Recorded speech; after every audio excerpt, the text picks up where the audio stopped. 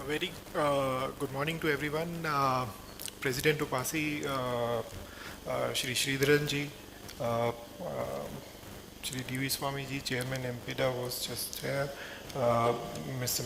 Matthew Abraham, Mr. Sanjit, all distinguished members of UPASI and all delegates who are attending this conference.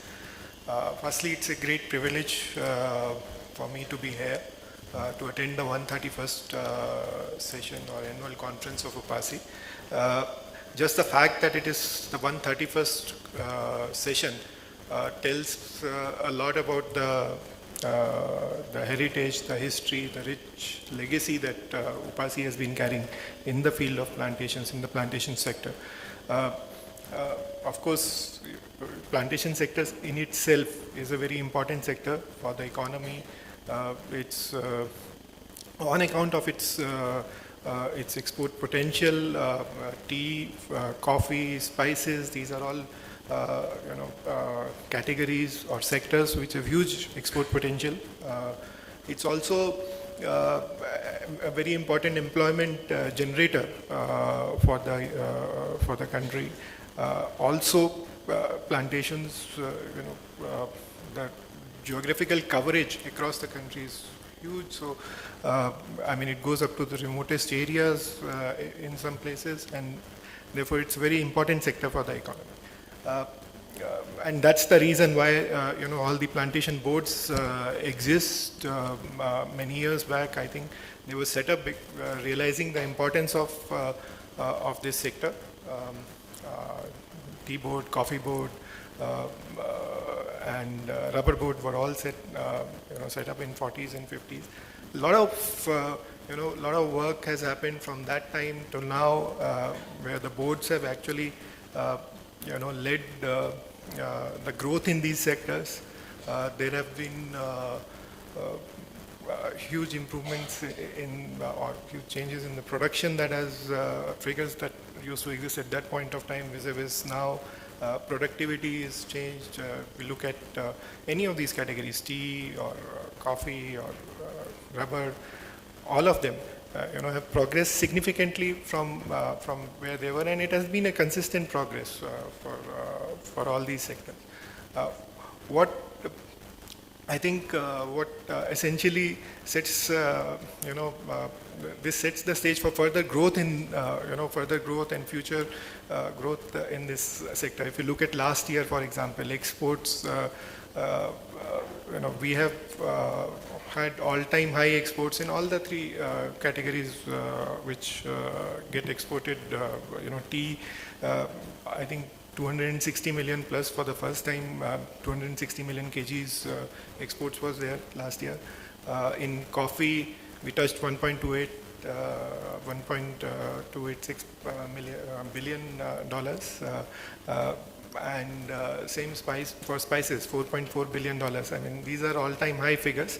If you look at spices, it has grown consistently. I mean, the CAGR for spices exports over the last 30 years has been 8 or 9%, which is tremendous. For any kind of industry or sector to show a CAGR of that scale over a period of 30 years is significant, and I mean, the potential is huge. I mean, Sridharanji just spoke about Vision 2047, where coffee, he mentioned that 6 billion is being targeted. Same with spices. We're targeting. I mean, we're targeting much larger figures. Even going in not only 2047, there are intermediate targets for 2030, and I think, therefore, we need to look at each stage of, and these can be met by looking at each stage of the value chain and what steps can be taken, are being taken. Let's look at, for example, start from the producing stage or the plantations itself. I think we look at categories like coffee or sectors like coffee and rubber. We need to improve our production, and therefore, there is need to grow these commodities beyond the traditional areas where they have been grown. Steps are being taken by the boards to that effect. Trials are being done in non-traditional areas. I think, but it has to be a collaborative effort when we look at expanding into non-traditional areas. We would need climate resilient varieties. I spoke about the work that has been done by UPASI over the years in some of the categories. Tea, for example, it has released 30 plus clones, which may have led to high yields, improved productivity. So similar work, I think, needs to continue to happen in a very collaborative way for making sure that not only we look at actions of or identifying places where we can increase the area of these plantations, but also have the right inputs, have the right varieties to be able to get appropriate yields from those places.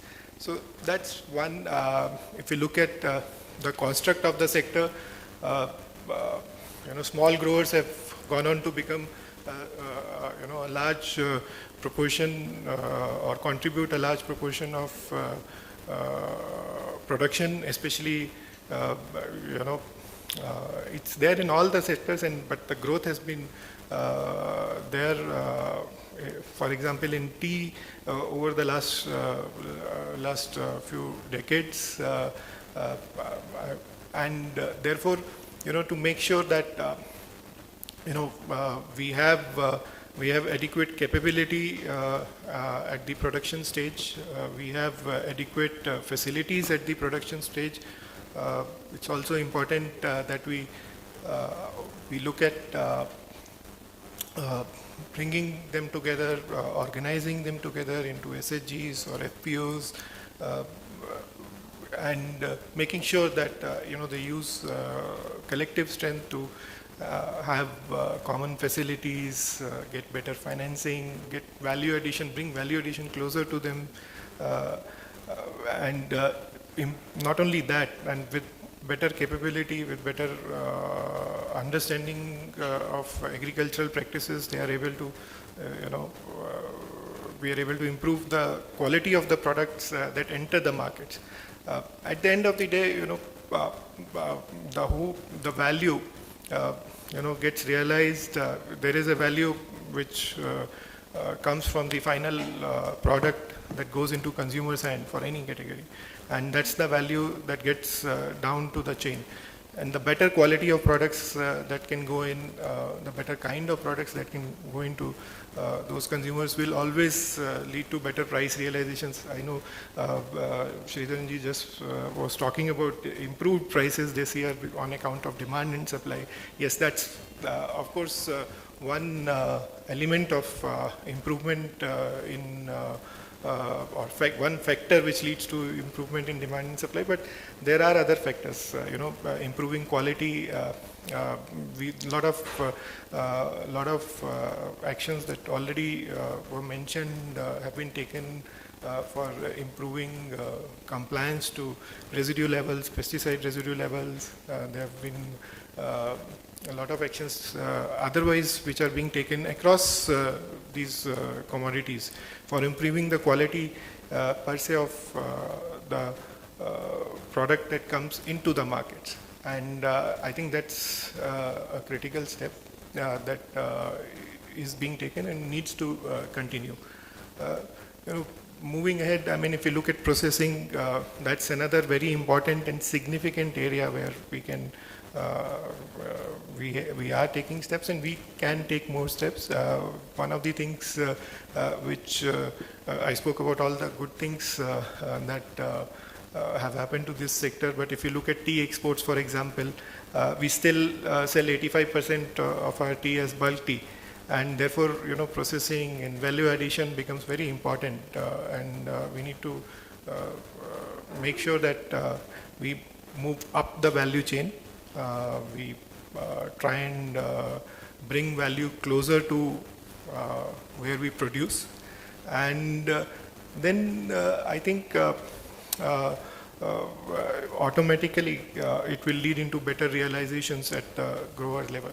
So that's one very important step that needs to be you know, consciously taken. In some of the other categories, for example, spices, there has been significant progress, value addition in spices.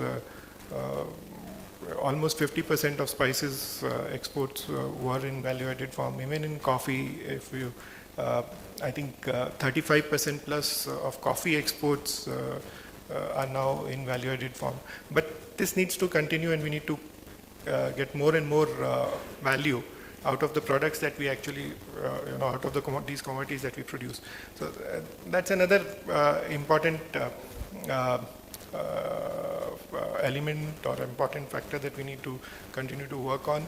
The third thing is about developing or doing research not only on the varieties, on the production side of it, but also on the product side of it, so that we have newer products. We know what are the requirements of international export markets. For example, research on blends, etc. So UPASI has been working in the area of research for a long time, and I think one of the things that we can do is we can progress more, into the value chain and start looking at research across the chain and not only at the producing side. That's going to be critical in also making sure that there is sustained demand. There is sustained consumer engagement if we understand what kind of products can be, actually brought out into the market from these commodities. Lastly, I think one of the very important thing that needs to be done is these, commodities like tea and coffee specifically, also spices. They, are our strengths, and we need to promote them. We need to promote them aggressively. I think this is something that needs to happen in a collaborative way. The industry needs to take the lead. For example, spices. I mean, we are the major producers, consumers of spices. So we should, tea, historically, we are still one of the largest producers, but historically, we were the largest producer. So these are categories where we have strength, and if we don't promote them enough, both in domestic and international markets, I think that's something that we should look at. A lot of these steps that I just mentioned, we have recently, the new schemes, Sridharan also mentioned in his address, new schemes have been approved for these 2 financial years, current year and next year, where significant increase in allocation has happened, has been done for all the sectors. And there are, there is support which is available for example, in a much larger way. For example, for carrying out generic promotions, for carrying out value addition activities. I think we need to make sure that we work together, the industry work together, so all the stakeholders work together, and associations such as UPASI has a very significant and important role to play in this. I mean, they can be the bridge between different stakeholders, work together to make sure that whatever support is available gets utilized, and of course the support is there from the government side as well. Good example he just touched upon is this kind of collaborative work is in the rubber sector, where in the northeast 200,000 hectares of area is getting planted in a collaborative project along with the Automotive Tire Manufacturers Association, working with rubber board specifically. So this is where I think we need to move ahead to where we can work collaboratively together. I wish UPASI all the very best for the coming year. The last year was great, as he mentioned, but I wish them all the best. I wish all the delegates who are here, all the attendees, all the members of UPASI, the very best for the next year. Thank you so much.